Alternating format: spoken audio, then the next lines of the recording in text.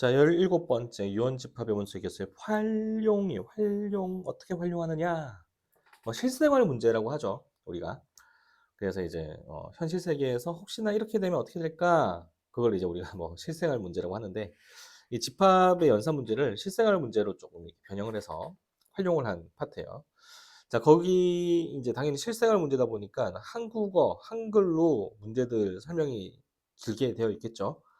자, 그럴 때 또는이나 적어도 하나는, 그러니까 A 또는 B 해버리면 A 아니면 A여도 되고 B여도 되고 둘 다여도 된다는 얘기예요. 우리가 실생활에서 혹시 이제 짜장면 또는 짬뽕 이래버리면 둘 중에 한 개를 먹겠다는 뜻이 좀 강한데, 수학에서는 또는이면 A 또는 B라는 뜻에는 A여도 되고 B여도 되고 A하고 B 둘 다여도 된다라는 뜻이 내포되어 있어요.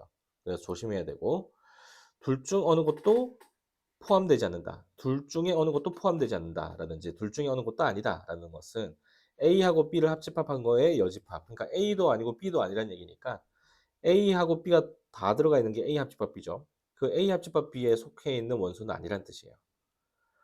자, A 또는 B가 아니라 A and B, A 그리고 B, A도 하고 B도 한다.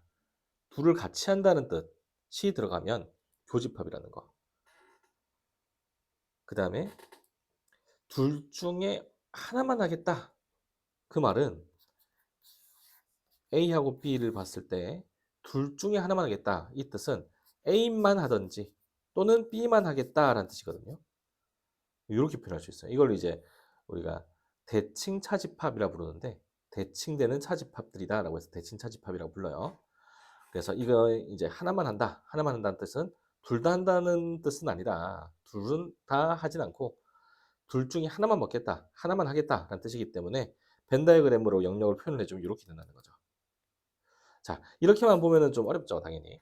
그러니까 문제를 풀면서 이 표현을 이렇게 표현하면 되는 거구나라는 걸 문제를 보면서 한번 살펴볼게요. 전체 학생이 40명, 그러니까 전체 집합의 원수의 개수가 40개라는 뜻이겠죠. 어느 반 학생들의 수학 한 문제, 영어 문제를 풀게 하고 채점하였더니 수학 문제를 마친 학생이 23명. 자, 이거를 이제 수학적 기호로 표현을 해야 돼요. 수학 문제를 마친 학생을 A라고 할게요. A집합.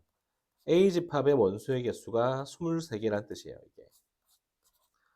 자, 우리는 이런 실생활 문제를 풀 때 한국어로 표현되어 있는 것을 수학적 기호로 표현하는 이런 과정을 거쳐서 수학 문제로 푸는 거죠. 그냥 문제만 읽고 마는 게 아니라, 그쵸? 문제 읽으면서 해석까지, 그리고 표현을 바꾸는 것까지 해주셔야 된다는 거. 영어 문제를 마친 학생은 19명이다. 영어 문제를 마친 마친 학생들이 있는 집합을 B라고 할게요. 이렇게. 수학과 영어를 모두 틀린 학생은 9명이었다. 수학도 맞추지 못하고 영어도 맞추지 못했어요.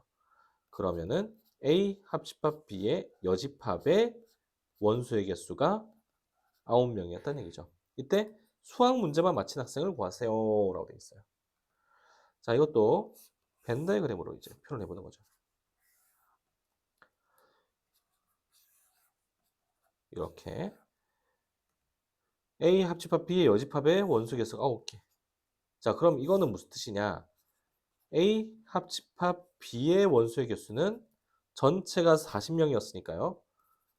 31개라는 걸 알 수 있어요. 이 전체 합이. 왜? 전체 집합의 원수의 개수가 40개가 돼야 되니까. 여기 부분이 9개면은 이 부분 A 합집합 B의 개수는 31개가 돼야 되겠죠. NA가 23개, NB가 19개.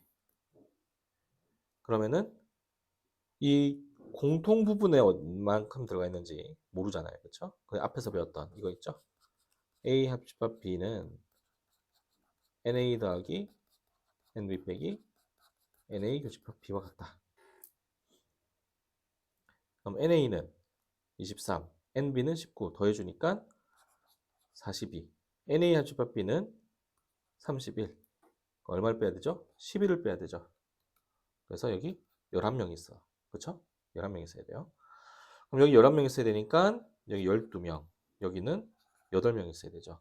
수학 문제만 마친 학생이니까 이 부분이죠. 그래서 몇 명이다? 12명이다.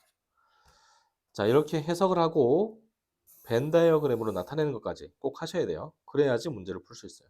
알겠죠?